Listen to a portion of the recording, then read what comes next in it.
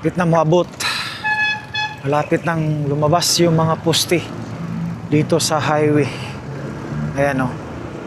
Kita natin.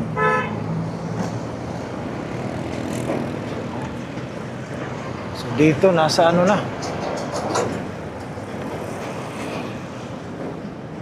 Ako mga 50 meters above dito sa poste. So baka next month no may poste na dyan no, malapit. So ayan mga kapatid, isang magandang umaga. Andito na naman tayo ngayon no, to update at dinaanan din natin itong Samal Island Connector Bridge Project Davao City no. Samal Island Davao City Connector Bridge Project. Medyo mahangin ngayon. So baliwala yung init basta may hangin. Ayan. Isang magandang umaga. Today is March 14. So road close. So itong partner niya na poste, ayan no. Mayroon na. Kunti na lang. Dudugtungan na yan. Ayan, dugtungan na yan. Kita natin. Para maging isang poste. Para tatayo na. So dito, dyan, no, sa may crane, baka may poste na naman. Nga gagawin dyan.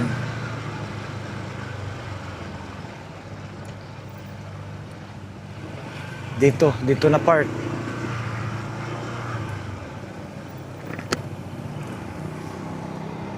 O ayan, no, may isang poste pala dyan, no. So isang poste na naman dyan, no. Ayan, kita natin. Before tatawid dito sa daan na ito, itong existing na daan. Kita natin. So nag-excavate na sila mga kapatid. Sa baba. Excavate. Forma na sila, nag-prepare na sila para sa poste na gagawin dyan. So next week pagbalik natin talagang mayroon na ding update dyan, no? Pagbabago, mayroon na tayong makikitang improvement, no? So dito sa side naman dito, ayan, unti-unti silang yung pala yun mga kapatid, oh. Yung pala yun, oh. So talagang inano nila. So malapit na matapos, nasa taas na sila, no? Sa pinakatumoy, sa pinakadulo. So next week tapos na rin yan, no? Ayan, grabe, ang bilis talaga dito mga kapatid, oh. Ayan, kita natin. So I think siguro talagang napakabilis. Oh, kita natin. Ang next nila na gagawin dyan yung ano,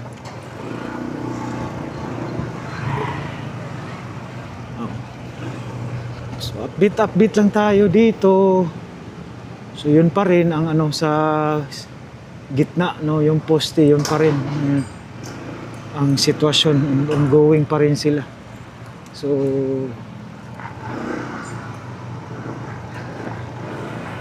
ayan, napakataas yun sa gitna. Titingnan natin yun mga kapatid, no? Titingnan natin yun doon sa may coastal.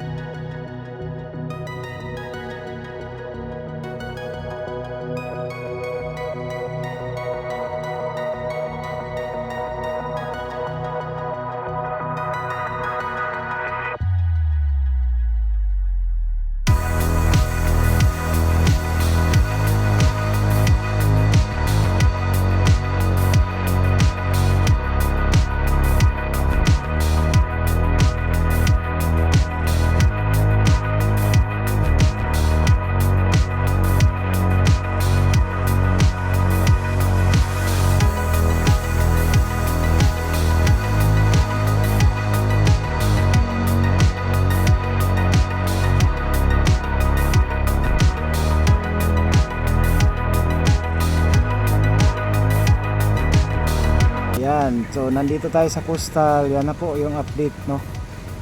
So yan po yung poste so far. Ayan, unti-unti na yan tataas. So every week, no, mag-update tayo dito mga kapatid, oh. Kita natin talaga, no?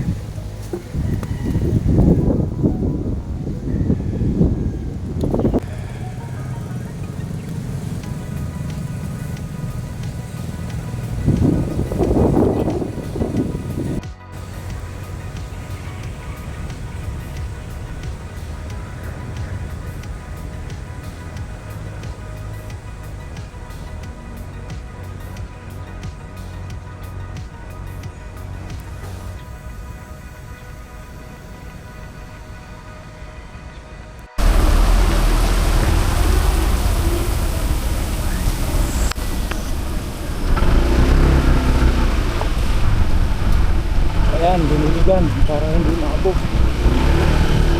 So yun mga kapatid, hanggang sa sunod muli. Ito po yung update natin as March 14, no? So ito na, yun na po yung update natin. Yung sa dagat talagang nakita natin talagang yun pa lang yung dalawa, pero yung iba foundation, buhos pa sila, no? So talagang maglilitawan na yan, no? Kasi yung pinaka pangalan diyan yung mga kapatid. So dito kita natin, ayan, so pagkatapos nila dito, so yan, malapit na sa highway, konting-konti na lang mga kapatid, no? Kita natin talaga ngayon, no? So busy sila sa pag-sit up, paglagay ng mga para sa sheet pile sa gilid. Siguro talagang maglalagay na yan sila next week ng matting, at saka yung poste na idugtong dyan, no? Bali dalawa. So ito na po, kita natin talagang umabot na, malapit nang umabot, kunti na lang pag umabot na yan sa kalsada. Ayun, sa taas na naman sila, no? Sa ibabaw, no, yung sasandalan ng anong klaseng ilagay nila dyan, girder, box girder, o yung bang pinaka high-tech, no, na ng China. Kasi China contractor ito dito mga kapatid. So talagang mabilis.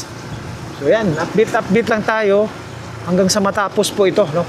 So maraming salamat sa suporta, sa panonood lagi, no? So nandito tayo. So ito na lang, kita natin. So I think nasa 80 meters papunta dito. So yan, one day makikita na rin natin may mga poste na dyan. So yun mga kapatid, no. Dito naman sa harap, nakita natin talagang ongoing na po yung widening nila dito. Kasi pag umabot na po yung mga poste dito sa daan, sa gitna ng daan, talagang expected talaga yung mga traffic. Kaya may na sila, may paghahanda na doon sa gilid para sa daanan, no, magiging maapektuhan, no. Maglalagay na sila dito ng kanilang mga heavy equipment, yung mga poste. So may kasada na, no, may nakaabang na. Yun po ang maganda, no. Talagang tuloy-tuloy yung traffic, hindi talaga anong pangalan doon, magka bumper to bumper, dahil may na sila dito sa gilid, oh.